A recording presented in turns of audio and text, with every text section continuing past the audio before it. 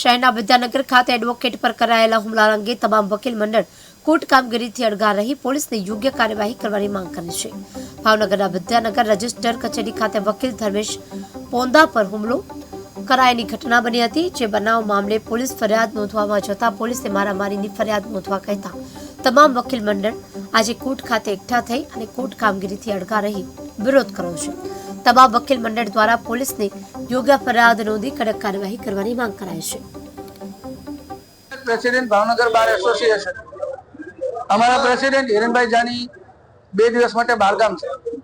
એ દરમિયાન ગઈકાલે હમણાં ધર્મેશભાઈ જણાવ્યા મુજબનો બનાવ બન્યો અને અમે એમને મળવા ટ્રોમા સેન્ટરમાં હું ક્રિમિનલ બારના પ્રેસિડેન્ટ અનિલસિંહજી જાડેજા અને એમએસસીપી બારના પ્રેસિડેન્ટ કીર્તિભાઈ શુક્લ સાથે ગયેલા।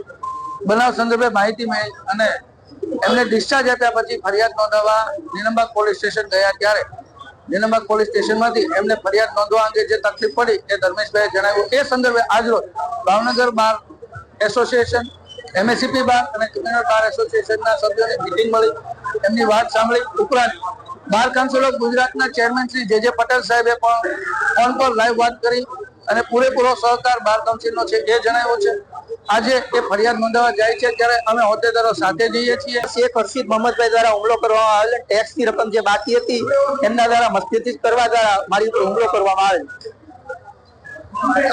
સમગ્ર ઘટના કેવી રીતના બની હતી અને પોલીસ ફરિયાદ થઈ શકે?